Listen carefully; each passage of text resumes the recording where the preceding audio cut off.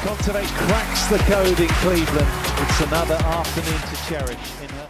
Kui ma lõpetasin selle raamatu kirjutamise, siis mul oli natukene tühi tunne sees, sest 8 kuud Anett oli olnud mu päevades ja mu öödes. Ma nägin unes, et ma olen Anett Kontaveit ja ma lähen Wimbledoni ja ma kaotasin oma reketid ära näiteks. Ja ma tundsin, et ma olen tegelikult selle raamatu kirjutamise käigus muutunud paremaks, julgemaks, sihikindlamaks. Et nii veider oli märgata seda, et ühe raamatu kirjutamine mind muutnud on.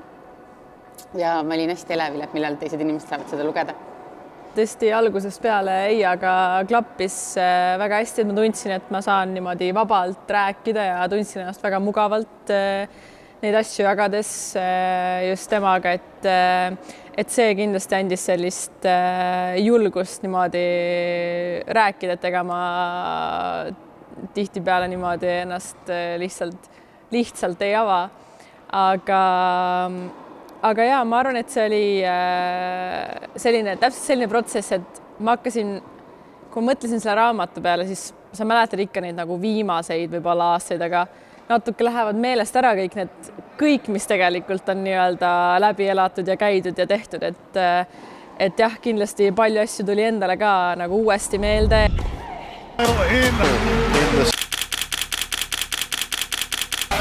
One title has followed another for Anett Kontaveit. Anetti raamatus oli minu jaoks hästi palju äratundmist. Et eks tippspordis ongi elu väga üksildane ja sa oled pidevalt reisid erinevates hotellides, võistlustel. Ja ma arvan, et see ei ole ainult tippsport, vaid ükskõik mis valdkond, millele sa pühendud, siis kõik teised asjad seal kõrvalt kannatavad. Ja jah, ma tõesti arvan, et ei ole tippu jõudnud inimest, kes ei oleks üksi kusagil patja nutnud või pesuruumi põrandal pisaraid valanud. Nii et ma arvan, et see on lihtsalt üks osa sellest. Ja kindlasti see ei ole osa, mida peaks kartma. Et ma arvan, et hästi palju on viimasel ajal jäänud kuidagi kõlama, et kõik on nii raske. Et eks see on pühendumise hind, et see ongi vahepeal üksik ja raske, aga ma arvan, et see kogemus, mis sa sealt saad, kaalub selle kõik üle.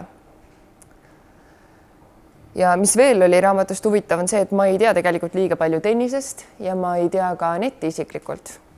Nii et ma sain natuke teada selle spordiala tagatubadest ja mul on tohutu austus selle vastu, mida Anett on teinud. Ma arvan, et see raamat tegelikult võtab väga hästi kokku esiteks tennisemängija sellise elu turniirilt turniirile, ühest maailma otsast teise. Annab väga selge pildi, ma arvan, meile kõigile, nii tennisefännile, lapsevanemale kui ka tänasele noorele mängijale, milline on see panus, milline on see tegevus, milleks tuleb valmis olla. Mitte ainult võitude kaotustega, vaid ka ju kõige muuga, mis elu ette toob, vigastused, sõbrad, perekond, nendest kaugel olemine. Ja ta ongi selline sportlaskarjääri kokkuvõte koos vahele põigitud emotsioonidega, mida Anett suudab edasi anda. Ma lugesin Anetti raamatu läbi ühe hingetõmbega ja tunded ja mõtted, mis mind pärast selle lugemist valdasid, oli see, et see on ikka erakordne, mida üks noor naine on elus saavutanud. See on täielik ime. Raamat annab väga hea pildi Anettist kui inimesest, kui isiksusest, kui tennisemängijast. Mina ise ei ole tennisemängija ja ka mitte väga suur jälgija. Loomulikult ma tean, kes on Anett ja ka suuri maailmanimesid, aga tihtipeale, kui me televiisorist vaatame neid uudiseid, et jaa, täna ta võitis või kaotas, siis me ei süvene sellesse, mis on kõige selle taga. Selles mõttes annab see raamat väga hea pildi suure tennisemaailma tagatoast. kui oluline on treeneri roll, kui oluline on lähedase roll, kui oluline on inimese enda tahe, töökus, andekus ja kõik see, mis sinna juurde käib, millised suhted on mängijate vahel, kuidas nad ette valmistavad, kuidas nad üksteist toetavad ja ka vahel lohutavad. Minu arvates see on tõesti üks väga huvitav, erakordne, võimas, vägev lugu ühe noore naise karjäärist. Ma tõesti soovitan seda lugeda kõikidel ja mitte ainult tennisemängijatel, aga ka kõikidel, kes oma elus soovivad midagi erilist saavutada.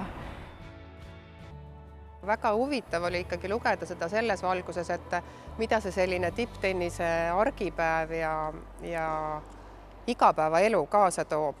Et sellesse me tihtipeale me ei jõua selleni või me ei tea, mis nende kardinate taga on tihti.